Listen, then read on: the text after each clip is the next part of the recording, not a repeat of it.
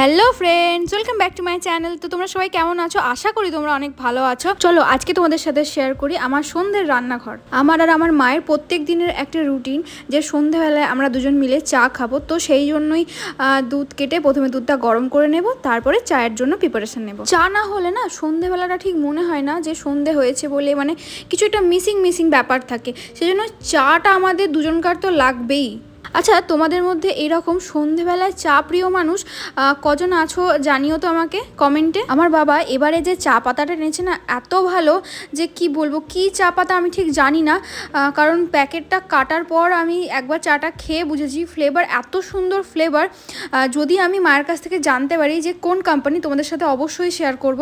তোমরাও ওই চাটা কিনে দেখো, মানে এত টেস্ট আর এত মানে সেন্ট, মানে কি বলবো, মানে মনে হচ্ছে যেন যেরকম হয় না সেই চায়ের দোকানে ভাঁড়ের চা খেলে যেরকম টেস্ট হয়, ঠিক ওই রকম। এইরকম যদি চা হয় তাহলে কিন্তু সন্ধ্যের গল্প একেবারে জমে যাবে। তারপরে আবার কি, চা নিয়ে চলে গেলাম মায়ের কাছে।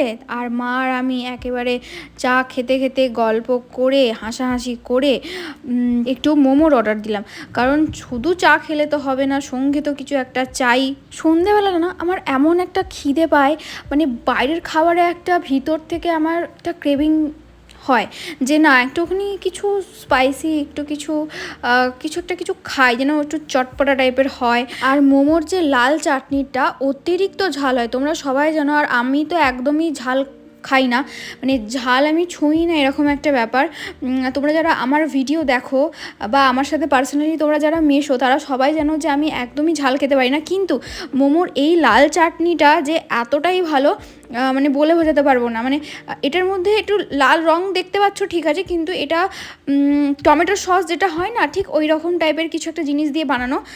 এতটাই সুন্দর হয় যে কি বলবো। আমরা তো বরং রেখে দিই, এক্সট্রা করে চেয়ে আনি, ভাতের সাথেও খাই, মুড়ির সাথেও খাই, রুটির সাথে লাগিয়ে লেগে খেতেও দারুণ লাগে। মোমো খাওয়ার পর চলে গেছি রাতের রান্নার জন্য আজকে করব গোবিন্দভোগ চালের খিচুড়িটা যেহেতু আমি প্রেসার কুকারে করেছি, কিছুটা না ওই ডালিয়ার মতো ফ্লেভার এসছে। হয়তো হাঁড়িতে করলে অন্যরকম সেন্ট হতো বা অন্যরকম খেতে হতো। তো যাই হোক, প্রথমে মুগের ডাল শুকনো কড়াইয়ে নেড়ে নিলাম। আর যতটা আমি ডাল নিয়েছি ঠিক ততটাই আমি কিন্তু চালটাও নিয়েছি।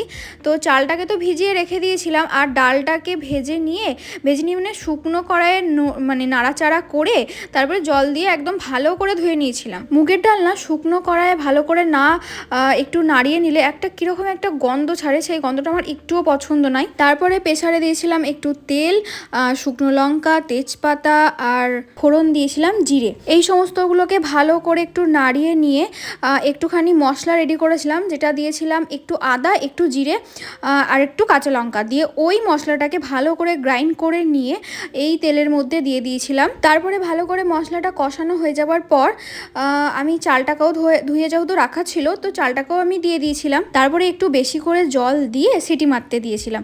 তো যাই হোক, আমি অ্যাকচুয়ালি খিচুড়ি খেতে ভীষণ ভালোবাসি। যে মানে পুজো, কালী পুজো, দুর্গা পুজো, সরস্বতী পুজো, যাই পুজোতেই হোক না কেন, যখনই যেখানে শুনবো যে খিচুড়ি হচ্ছে, আমি ঠিক পৌঁছে যাব। মানে খিচুড়িটা আমার এতটাই ফেভারিট। আমি যদি বাই চান্স পৌঁছাতে নাও পারি সেখানে, আমি কাউকে বলবো যে আমাকে একটু দেবে গো খিচুড়ি। মানে আমার এতটাই ভালো লাগে খিচুড়ি। আর হ্যাঁ, তোমাদের সাথে তো আর একটা কথা শেয়ার করতে ভুলেই যাচ্ছি, যেটা হচ্ছে একটু হলুদ গুঁড়ো আর একটু জিরে গুঁড়ো আমি কিন্তু মশলার মধ্যে দিয়েছিলাম। আর দিয়েছিলাম স্বাদ অনুযায়ী নুন আর একটু চিনি।